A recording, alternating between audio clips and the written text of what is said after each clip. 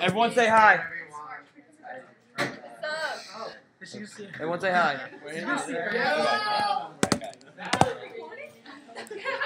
Everyone, James Almeida.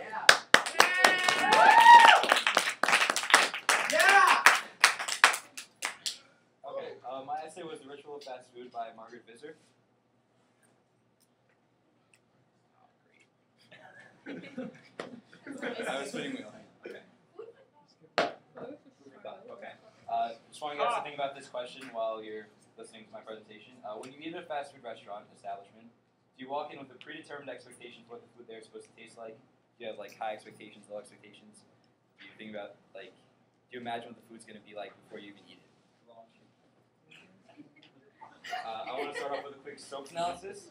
The subject of the piece is the strategies used by the fast food industry to attract customers and the way that most Americans perceive fast food chains. The occasion is an excerpt from Margaret Visser's 1991 book, The Rituals of Dinner. The audience is any educated consumer of American fast food, and the purpose is to reveal that the fast food industry is just a corporation, just like any other, that is motivated solely by profit, and it's also to inform consumers about how they are the main contribution to the success of the fast food industry. The speaker is Margaret Visser, a writer and broadcaster born in South Africa and raised in Zambia. She earned her PhD in classics at the University of Toronto and went on to teach classics at York University. So moving on to diction. I found her diction to be formal and scholarly throughout the piece. She delivers her message with details and as well as clarity. She includes many polysyllabic words and higher level vocabulary words throughout the excerpt. For example, in paragraph 6, she says, the technology involved in performing it has been learned with the expenditure of huge sums on research, and after decades of experience, not to mention the vast political ramifications involved in maintaining the supplies of cheap beef and cheap buns. She also switches to a positively connotated diction. She uses euphonious words in paragraph 3 when she describes the comforting environment that the fast food industry sets up for its consumers. She says, so it stresses its love for children, its nostalgia for cozy warmth and for the past, cottagey roofs, warm earth tones, or its clean, brisk modernity, glass walls, smooth surfaces, and red trim. Moving on to tone. Her tone I found to be vexed and contemptuous. She regards the fast food industry as an industry built on a throne of lies, deceit, and manipulation. An example of her tone, or the vexed tone, is the company attempts to play the role of a lovable host, kind and concerned, and even parental. It knows that blunt and direct confrontation with a huge corporation makes it suspicious and even badly behaved. So here you can tell that she doesn't trust the fast food industry and she's upset with them for the way that they act towards their consumers. She also describes some of the ploys fast food companies use to manipulate and draw in more customers. She says, even at those comparatively rare holiday times, however, they return to a profit because companies know that their favorite customers are at home together then watching television, where carefully placed commercials will spread the word concerning new fast food products and re-imprint the image of various chain stores for later, when the long stretches of ordinary times return. Basically, her tone indicates that she regards the fast food industry as a corporation driven by greed, and that it works to give its consumers a false sense of safety and comfort. Moving on to Aristotelian appeals. I found that she mainly used logos. She used a very logical and fact-based approach to explain the methods that fast food companies use to attract its consumers. For example, she says, it responds to social concerns when they are insistent enough, sufficiently widely held, and therefore correct. McDonald's, for example, is at present busy showing how much they care about the environment. Here she explains the common ploy by McDonald's that it uses to improve its public image and therefore gain more customers. It's clear that McDonald's is a manipulative corporation, and it's a logical argument that she uses to show how McDonald's is really just a greedy corporation. Another example, she states, law-abiding families are at home together then watching television where carefully placed commercials will spread the word concerning new fast food products and re-imprint the image of the various chain stores for later. Here, once again, she explains logically how McDonald's likes law-abiding families and how they manipulate these families into being new customers. She also uses ethos, using words like we and us. There are several instances throughout the essay where she uses the personal voice to show that she's just like us and she's experienced the same things with fast food companies. For example, she says, it knows that blunt and direct confrontation with a huge faceless corporation makes us suspicious. So she's putting herself in with the reader. And she also says, we know, of course, that, say, a Big Mac is a cultural construct, in paragraph 6. In both these examples, Visser shows that she's just like everyone else and has had the same experience with fast food that she discusses throughout the essay, which helps build her ethos and show the reader where she's coming from. Next is sentence structure. I noticed that she doesn't use typically one sentence length. It varies greatly. Sometimes as transitions, she uses short declarative sentences, like fast food chains know that they are ordinary. It's a simple 8-word sentence. And then throughout the piece, she has a lot more complex sentences that are known as compound complex sentences, and she also uses some cumulative sentences as well. For example, the technology involved in performing it has been learned through the expenditure of huge sums on research. And after decades of experience, not to mention the vast political and economic ramifications involved in maintaining supplies of cheap beef and cheap buns. So that's a really long sentence right there, and you can see how it contrasts with the shorter sentences that she throws in there. Now for rhetorical devices. I noticed that she's not consistent with any one device in her essay because it's really only a page long, you guys saw it.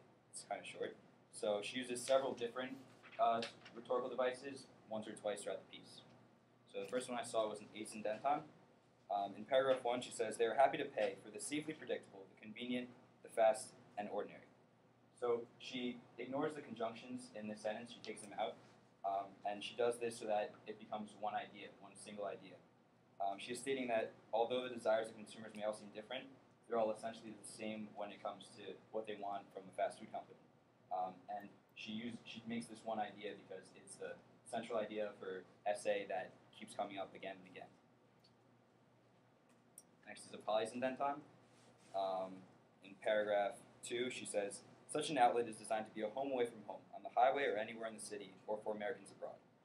Here she uses the word or repeatedly to emphasize the vast amount of venues for restaurants throughout the country. There's a stress on the word or to show that there are a countless number of locations and that they're pretty much just about everywhere. And by adding the extra or, she also emphasized that no matter where it is, it's pretty much always the same company, always the same restaurant. It always looks the same. Next I saw she used an apposition. Even those comparatively rare holiday times, however, are turned to a profit because the companies know that their favorite customers, law-abiding families, are home together. The apposition is where she takes the break for law-abiding families. She does this to clarify exactly what group of people McDonald's wants as their consumers and to be in their stores. Because of it's law-abiding families because they're the type of people that will attract further customers because they have kids from generation to generation who keep going to fast food companies. Instead of, like in paragraph 6, she brings up crack addicts saying that they come into McDonald's. That's not what McDonald's wants. They want law-abiding families that will keep passing fast food to their kids. She also makes an allusion in the second paragraph. She says, but rituals in the sense of behavior and expectations that conform to preordained rules still inform the proceeding. Here she uses the word rituals, which alludes to the title of the piece and more importantly to religion. Here she's almost comparing fast food to a religion that we have in the United States and how the structure and Hi, Josh. And how the structure and We're filming.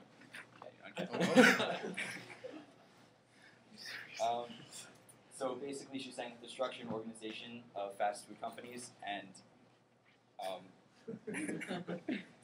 the structure in fast food companies make it almost seem like a highly organized religion for Americans. She also uses a hyperbole in paragraph 6.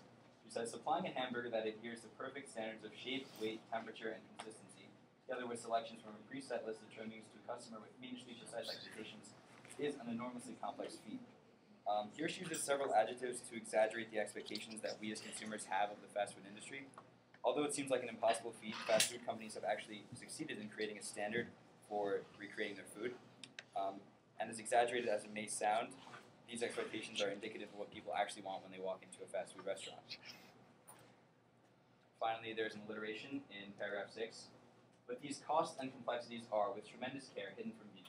We know that, of course, say a Big Mac is a cultural construct. The careful control expended upon it is one of the things that we are buying. But McDonald's manages to provide a casual eating experience.